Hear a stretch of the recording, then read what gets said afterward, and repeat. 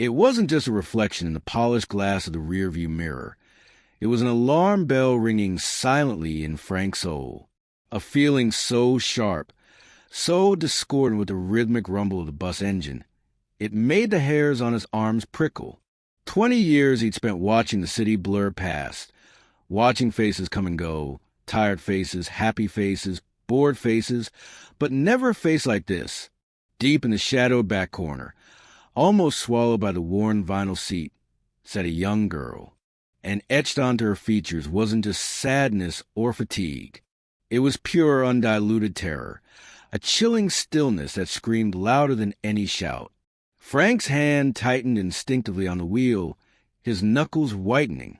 He felt it in his gut, that old, reliable compass honed by decades of quiet observation. Something was profoundly wrong. This girl wasn't just seeking shelter from the rain beginning to streak the windows. She was running from a storm within, a darkness that Frank couldn't yet comprehend. He didn't know her name, her story, or the shadow that chased her onto his bus this dreary evening.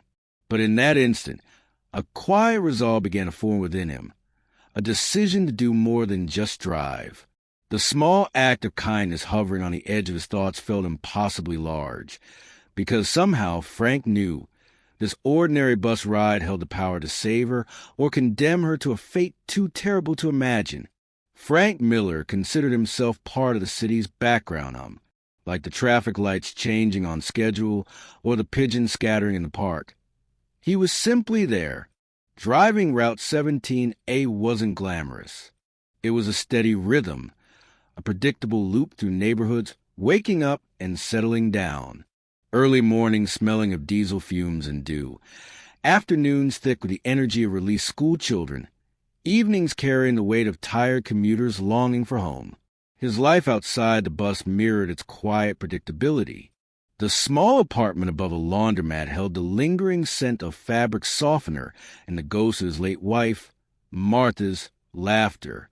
Pictures on a mantelpiece gathered dust. Martha smiling, their son Michael as a boy before the distance grew between them. A faded photo of Frank himself in uniform, looking impossibly young and serious. Loneliness was a quiet tenant in that apartment, making the silence feel heavier some nights. But the bus was different. Number 342, with its groaning suspension and perpetually fogged windows near the back, was his domain. It was his connection, however fleeting, to the endless stream of human stories unfolding just beyond the glass. He wasn't just a driver. He was a silent observer, a chronicler of small moments. He noticed the hopeful gleam in the eyes of someone dressed for an interview, the weary slump of a nurse ending a double shift, the shared, secret smile between two teenagers falling in love. He knew Mrs. Gable preferred the second seat on the right, how Mr. Henderson always fell asleep 2 stops before his own, the way young Sophia would carefully draw in her sketchbook, oblivious to the world. These observations were his anchor, proof that life, in all its messy, complicated glory, continued. And sometimes, quietly he intervened, holding the door an extra 10 seconds for someone running, drenched, through the rain, offering a gruff but sincere, "Have a better evening," to the man whose shoulders sagged with defeat, turning up the heat on a particularly frigid morning, without being asked. Small gestures, mostly unseen, unacknowledged. They were less about seeking thanks and more about pushing back against the indifference the world sometimes showed. They were his quiet assertion that someone noticed, someone cared, even if just a man driving the bus. He prided himself on running a smooth route, on time, safe. But beneath the uniform, beneath the practiced professionalism, beat the heart of a man who remembered what it felt like to need a hand, even if he hadn't always known how to ask for it himself. Tonight, though, the familiar rhythm felt off-key, the steady hum of the engine underscored by a rising sense of unease, sparked by that single, terrifying reflection in his mirror. The rain lashed against the windows now, turning the city lights into smeared ribbons of color, mirroring the turmoil brewing inside him. The hiss of the air brakes punctuated the quiet rhythm as Frank pulled up to the Elm Street stop.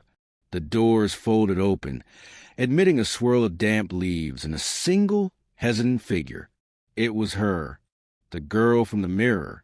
She moved with skittish energy, like a bird trapped indoors, her thin jacket offering little defense against the biting wind and rain.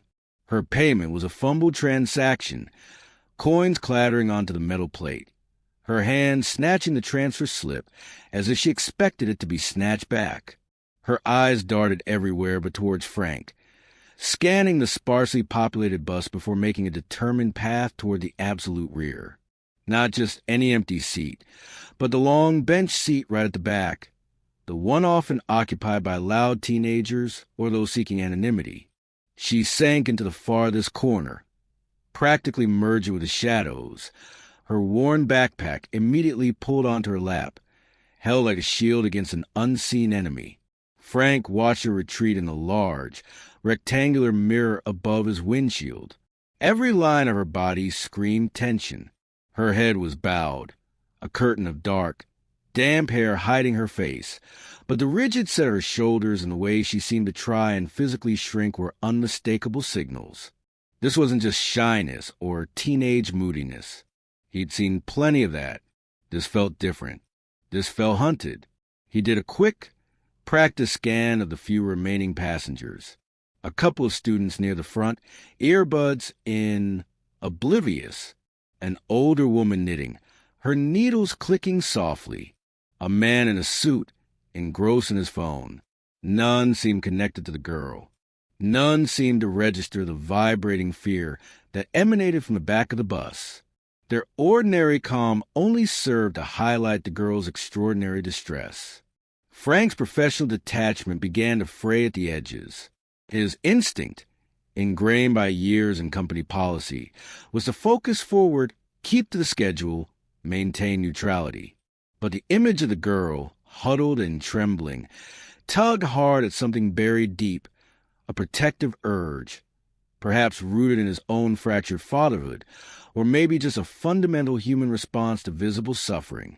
He couldn't ignore the chilling certainty that she wasn't just afraid of something. She was afraid here, now, on his bus. The doors hissed shut, sealing them inside together, and as the bus pulled away from the curb, the rhythmic swoosh thump of the windshield wipers felt like a countdown clock to something. He didn't know what, but his gut tightened with a premonition he couldn't shake. The miles dissolved under the bus wheels, marked by the familiar size of the brakes and the electronic chime announcing upcoming stops. Frank drove with practiced ease, navigating the wet streets, but a significant portion of his attention remained fixed on the rear-view mirror. The girl, still nameless, still just a silhouette of fear in the back, hadn't moved. She remained a statue carved from anxiety, her body rigid, her hands locked around her backpack straps. Every sudden noise, a car horn, a bump in the road, the clang of the fare box as someone else boarded, made her jump, a sharp, involuntary flinch that spoke volumes. He saw the faint, intermittent glow of her phone screen illuminating her lap. She'd unlock it, her thumb hovering over the screen as if debating a call or text, then hastily lock it again, her breathing quickening. Her head kept turning quick, furtive glances out the rear window, not with the idle curiosity of a passenger, but with a desperate vigilance of prey scanning for a predator. Frank's initial unease began to curdle into cold, hard certainty. This wasn't just a bad day. This wasn't teenage drama blowing out of proportion. This was genuine, immediate fear. A wave of empathy washed over him, sharp and uncomfortable. He thought of Michael, his son, out there somewhere living a life Frank barely recognized. What if it were Michael, lost, alone, terrified? The thought was a physical pang in his chest. He had to do something. But what? He couldn't just abandon his post, walk back there, interrogate her. That might frighten her more, draw unwanted attention, violate every rule he operated under. Yet, Doing nothing felt increasingly like complicity. He needed a bridge, a way to offer support without alarming her or crossing a line. At a long red light near the old textile mill, Frank pretended to fuss with his large driver's side mirror. He angled it subtly, catching a clearer reflection of her pale, strained face. Her eyes, wide and dark, flickered nervously towards the front, scanning the mirror, and for a breathtaking second, her gaze locked with his. In that instant, Frank offered the slightest inclination of his head, a barely perceptible nod. It wasn't a question, not an intrusion. It was just acknowledgement. "I see you." Her eyes widened slightly, surprised, before immediately dropping back to her lap, her shoulders hunching further if possible. Had she understood? Had it helped, even a little? He couldn't be sure. But it felt like a start, a tiny seed of connection planted in the sterile silence. A few blocks later, the chill in the air seemed to deepen. He noticed her trying to subtly rub warmth back into her arms, her thin jacket clearly inadequate. An idea formed. He cleared his throat and leaned towards a microphone, keeping his voice deliberately level, calm, almost monotonous, the voice of routine announcements. "Evening, folks," he began, his tone echoing slightly in the half-empty bus. "Just a heads up. Seeing a bit of traffic congestion near the upcoming bridge crossing. Might be a small delay, 5, maybe 10 minutes. Nothing significant. Just want to keep everyone informed. Plenty of time." He hoped the message of no rush, the illusion of extended safety within the bus, might offer her a moment's reprieve.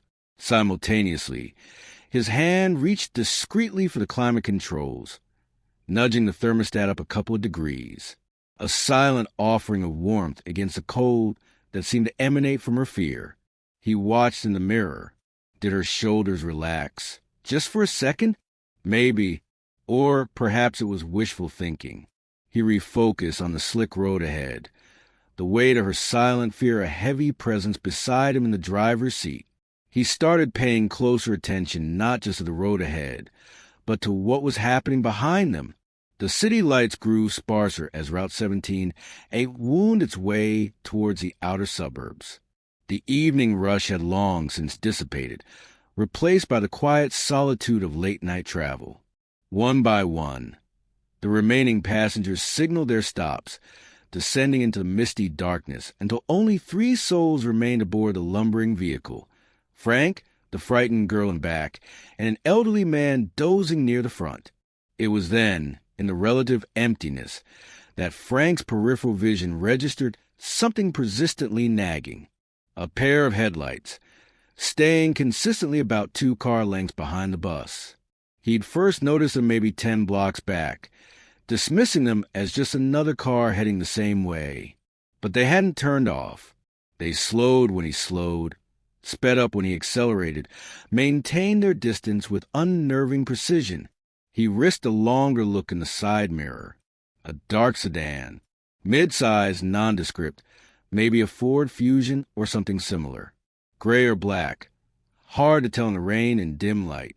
He squinted, trying to catch the license plate, managing only a partial glimpse. Kilo, Victor, something. Maybe just a coincidence. Maybe. But Frank's gut, already on high alert thanks to the girl, screamed otherwise. The hairs on his neck prickled again. A surge of protectiveness, fierce and unexpected, rose in him. This wasn't abstract concern anymore. It felt personal, immediate. He wasn't just a driver. He was, in this moment, the only barrier between that girl and whatever threat lurked in the car behind them. He needed to test his theory, confirm his suspicion without causing alarm. His mind, usually occupied with schedules and road conditions, began working on a different kind of navigation. He started making subtle, almost imperceptible changes to his driving. Approaching a known busy intersection, he eased off the accelerator much earlier than usual, timing it so the light ahead turned to solid yellow just as he reached the stop line. He braked smoothly, forcing the sedan behind him to halt abruptly for the red light. He watched in the mirror. The sedan waited, impatient. 1 point confirmed. A few blocks further, a plan sparked. There was a short, badly paved access road that cut behind the old distribution warehouse, a notorious shortcut locals sometimes used, but rough on suspensions. He signaled for a right turn much earlier than necessary.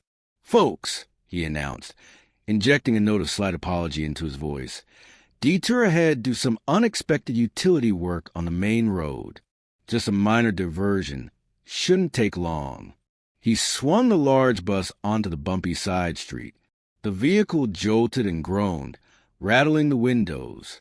He glanced in the mirror. The sedan hesitated at the turn, its headlights sweeping across the empty intersection. Then, reluctantly, it followed, bouncing uncomfortably over the potholes. Frank's heart hammered against his ribs. No doubt now. They were being followed. She was being hunted, lost in her own bubble of terror. The girl seemed unaware of the vehicular chess game Frank was playing, but the rough ride dislodged her precarious grip on her belongings. Her backpack slipped, spilling a spiral notebook, a handful of pens, and a crumpled map on the floor. A small gasp escaped her lips as she frantically scrambled to retrieve them, her movements jerky with panic. One blue pen rolled forward, clattering down the slight incline of the aisle, stopping near the front steps. Without hesitation, Frank applied the brakes smoothly, bringing the 30-foot vehicle to a gentle stop right in the middle of the deserted block. He leaned toward the microphone again, pitching his voice low and soft, aiming it toward the back. "Take your time there, miss," he said, the words carrying clearly in the quiet bus. "No need to rush. We got plenty of it." She froze, halfway through gathering her things, and looked up sharply. Her eyes, wide and glistening with unshed tears, met his directly in the mirror. For the first time, the raw fear was momentarily eclipsed by something else. Confusion, surprise, and maybe, just maybe, the faintest spark of nascent trust. He held her gaze for a heartbeat before she quickly looked away, murmuring a "thank you" so soft it was barely audible even in the silence. As she bent again to retrieve the last pen, her jacket sleeve hitched up, riding just above her wrist. And Frank saw it, a dark, ugly bruise, shaped vaguely like fingers, blooming starkly against the pale skin of her forearm. His breath caught sharply in his throat. The air seemed to crackle. All the pieces clicked into place with sickening clarity. The fear, the running, the following car, the bruise. She wasn't just scared of something happening. Something had happened. She was escaping, not just running away. The need to protect her intensified tenfold, solidifying from vague empathy into a fierce, urgent imperative. The question was no longer if he should intervene further, but how? The bus resumed its journey, but the atmosphere inside had shifted irrevocably, charged with unspoken danger and the weight of Frank's dawning responsibility. The end of the line approached. The automated voice, usually a neutral marker of the route's conclusion, sounded ominous in the heavy silence. Final stop, Riverwood Transit Depot. Transfer point for routes 9 and 12. Please check for personal belongings before exiting. The elderly man near the front stirred, gathered his briefcase, nodded a silent farewell to Frank, and stepped off into the drizzly night. The doors hissed shut behind him, sealing Frank and the girl into an unnerving solitude. Frank pulled the bus slowly into the sprawling, dimly lit depot lot, navigating towards a designated parking bay for 17A. Tucked away in a far corner, rain drummed a relentless rhythm on the roof, amplifying the sense of isolation. Sodium vapor lamps cast long, distorted shadows across the slick, empty asphalt. And then his blood ran cold. Headlights cut through the gloom. The dark gray sedan. It rolled slowly, deliberately into the depot lot, its engine a low growl beneath the rain's patter. It didn't drive through. It pulled into a parking space about 50 yards away, angled directly toward the bus. The engine remained running. The headlights stayed on, twin beams pinning the bus in their unwavering glare. Waiting, watching. A tight, icy knot formed deep in Frank's stomach. This was the moment of truth. The end of the line, literally and figuratively. He couldn't drive any further.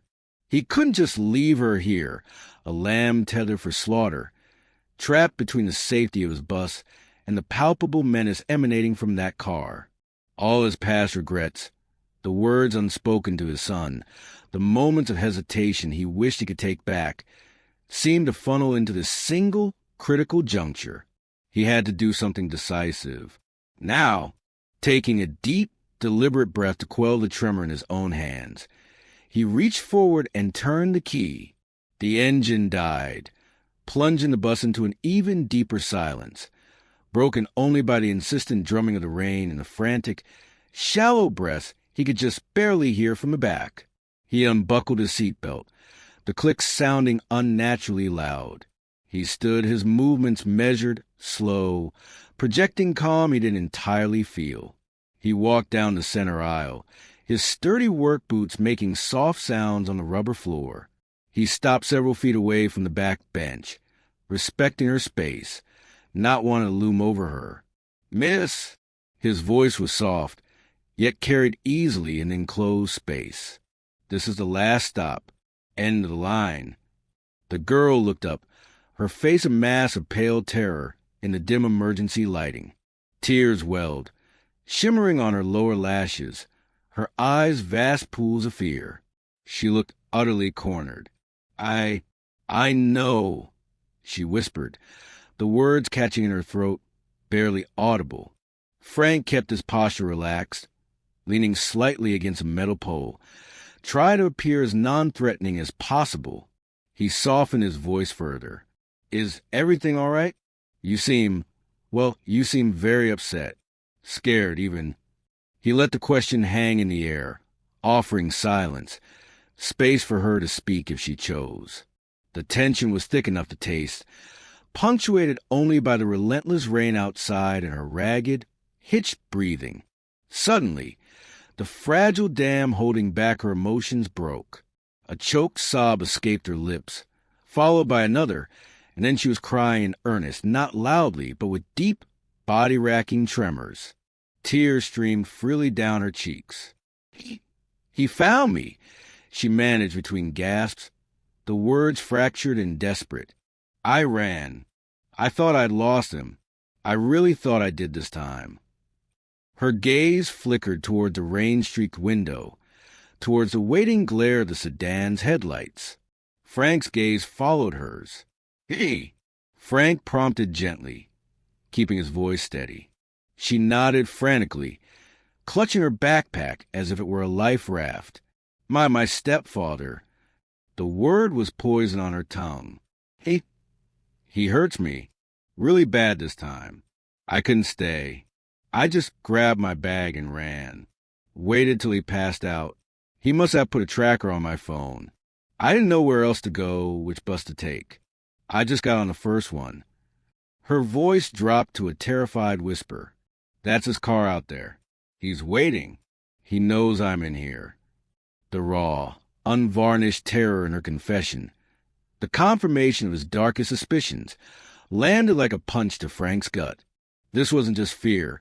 It was a desperate flight for survival. The girl, Maya, her name was Maya, she sobbed out between explanations, was trapped, and the flimsy metal shell of his bus was her only sanctuary, with him as its unlikely guardian. Frank's mind snapped into sharp focus. Panic was a luxury neither of them could afford. Standard procedure? Call dispatch. Request police. But a threat wasn't hypothetical. It was 50 yards away, engine running.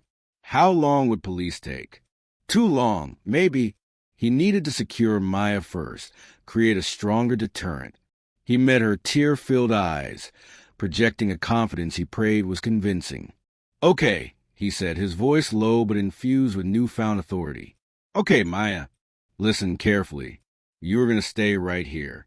On this bus, do not get off, no matter what. Understand?"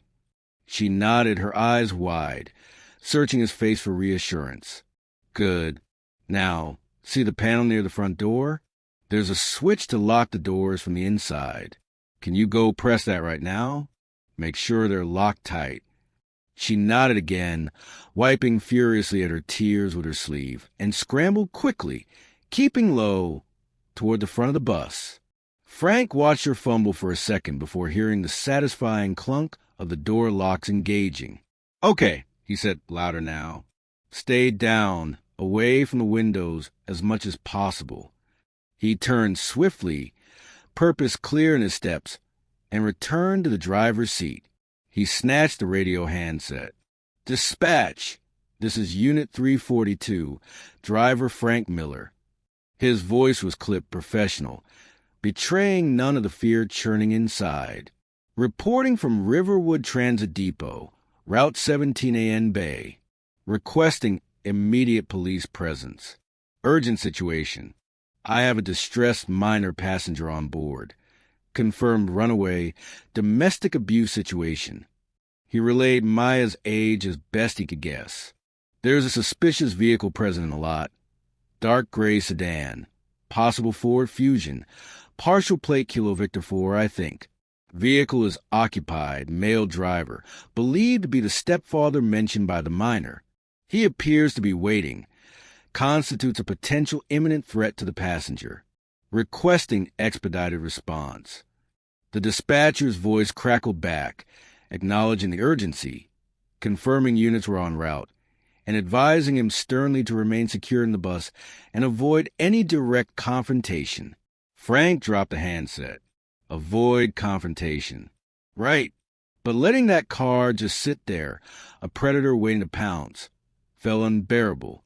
Time stretched, measured in the frantic thumping of his own heart and the relentless drumming of rain. He needed to buy Maya more time, discourage the man outside, make him think twice. A risky idea took shape. He took another steadying breath, glanced back to see Maya huddled low near the front, then turned the ignition key. The diesel engine rumbled back to life, a sudden roar in the tense quiet. He shifted the bus into gear. Slowly, deliberately, he maneuvered the massive vehicle forward just a few feet, then angled it sharply, positioning the heavy front corner of the bus to partially obstruct the most direct path from the sedan to the passenger doors. Not a foolproof blockade, but a clear, physical statement. "You'll have to go through me." Then the riskiest move. He flicked on the interior lights, momentarily flooding the bus with visibility, making sure anyone watching could see him clearly. He grabbed his heavy-duty flashlight from its clip. He took one last look at Maya, giving her a tight nod she probably didn't see, and pushed open the driver's side door, stepping out into the cold, driving rain. He pulled his jacket collar tighter, instantly soaked but ignoring the discomfort. He acted purely on instinct and adrenaline now, projecting an air of routine authority. He began a slow walk along the side of the bus, playing the beam of the flashlight along the tires, the access panels, feigning a post-trip inspection. Then, slowly, deliberately, he swept the powerful beam across the depot lot, letting it linger pointedly on the windshield of the gray sedan for several long seconds. He didn't shout, didn't gesture, just held the light steady, an unmistakable message. "I see you. I know you're there. And I'm not leaving." He could just make out the silhouette of the driver inside, the car shifting, perhaps startled by the sudden light and Frank's unexpected appearance. The air crackled with unspoken hostility. For a moment that felt like an eternity, nothing happened. Then, the sedan's engine revved, louder this time, angry. The car abruptly reversed, tires spinning slightly on the wet pavement, swung around in a tight, aggressive arc, and sped out of the depot, disappearing into the rainy darkness. Frank stood there, rain plastering his hair to his forehead, watching until the taillights vanished. A huge, shuddering sigh of relief escaped him, so forceful it left him momentarily dizzy. He hadn't needed force, just presence. His quiet defiance had been enough. He scrambled back onto the bus, dripping rainwater onto the floor, quickly securing his door behind him. He shut off the engine and the bright interior lights, returning the bus to its dimmer, safer glow. He turned to Maya, who had watched the entire exchange through the lower part of the windshield, her eyes enormous in her pale face. "He's gone," Frank said, his voice raspy but gentle. He drove away. "He's gone," as if summoned by his words. The distant wail of sirens crescendoed rapidly. Moments later, 2 police cruisers, lights flashing but sirens now silent, pulled smoothly into the depot, parking protectively near the bus. Frank nodded toward them, offering Maya a small, tired smile. "See? Help is here now. Everything's going to be okay. You're safe." A female officer, projecting calm competence, boarded the bus through the front doors Frank unlocked for her. She approached Maya gently, her voice a low, soothing murmur. Frank stepped back, giving them privacy, but remaining close enough to offer silent support. He watched the tension slowly seep out of Maya's small frame. The rigid posture softened, the shoulders slumped, not in defeat, but in sheer, bone-deep exhaustion and the dawning realization of safety. She began to talk, hesitant at first, then the words pouring out, recounting the fear, the escape, the terrifying pursuit. After several minutes of quiet conversation with the officer, Maya looked past her, her gaze finding Frank's across the length of the bus. Her eyes were still red-rimmed and shadowed with trauma, but the stark terror had finally receded, replaced by an emotion so profound it seemed to radiate from her. "You," she whispered, her voice thick and trembling, but clear enough for him to hear. "You stayed. You didn't leave me. You saw me." A single tear tracked a path through the grime on her cheek, but this one felt different. It felt like release. "You saved me." Frank felt a powerful surge of warmth flood his chest, an unfamiliar tightening in his own throat. It wasn't pride. It was something deeper, a resonance, a connection forged in shared fear and unexpected courage. He had simply done what felt right, what felt necessary, but hearing her words, seeing the fragile hope returning to her eyes, made the risks, the fear, fade into insignificance. He had bridged the gap, not just between the front and back of the bus, but between indifference and intervention, and it had mattered. Maya was gently guided off the bus by the kind officer and a colleague, wrapped snugly in a thick police blanket that seemed to swallow her small form. They assured Frank that Child Protective Services were coordinating care, and Maya would be taken somewhere secure, far from her stepfather's reach. At the bus steps, Maya paused, turned back, looked directly at Frank one last time, and mouthed the words clear as day, "Thank you." Then she was gone, swallowed by the waiting patrol car and the rainy night. Frank stood alone in the quiet bus for a long moment, the adrenaline finally draining away, leaving him feeling hollowed out but profoundly whole. He methodically completed his shutdown procedures, his hands moving with practiced familiarity, but his mind was miles away, replaying the evening's events. He provided a detailed statement to the remaining officer, carefully recounting everything: Maya's visible terror, the bruise, the description of sedan, the partial plate number he desperately memorized. The officer clapped him briefly on the shoulder. "Good work, Frank. You likely saved that girl from something terrible tonight. You did good." The drive back to the main garage and the now empty bus felt surreal. The rain had finally tapered off, leaving behind glistening streets and the clean scent of washed air. Through a break in the clouds, a pale sliver of moon cast a watery light. A few weeks crawled by. Life settled back into its familiar rhythm. The rumble of the engine, the hiss of the brakes, the parade of faces. Then, one afternoon, the dispatcher handed Frank a small, plain white envelope that had arrived in the depot mail. No return address. Just Frank Miller, bus driver. Route 17A written in neat, slightly hesitant cursive. His heart gave a small jolt. Inside, he found a folded piece of construction paper. On the front was a childlike drawing of a big blue bus, number 342 clearly visible on the side, with a crudely drawn but undeniably smiling face in the driver's window. He opened it. Inside, a short message. Dear Mr. Miller, I asked the nice lady officer for your name. I hope this finds you. I want to say thank you again. I'm living with my aunt now, in a different state where it snows sometimes. It's quiet here. I'm going to a new school soon. Things are better. Much better. I think about that night on your bus sometimes. How scared I was. How you saw me when I felt invisible. You were so brave. Thank you for not just driving by. Thank you for being kind. Thank you for saving me. Sincerely, Maya. Tucked carefully within the fold of the card was a single, perfectly pressed purple violet. Frank had to blink hard, the fluorescent lights of the depot office blurring for a moment. He carefully refolded the card, the simple paper suddenly feeling immensely precious, and tucked it into the sun visor of his current bus, right beside the faded photograph of Martha. It wasn't just a thank you note. It was proof. Proof that seeing mattered.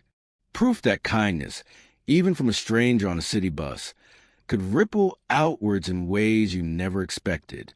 Driving his route now felt different. The loneliness hadn't vanished entirely, but it had less power over him. He still saw the tired commuters, the distracted students, the elderly shoppers.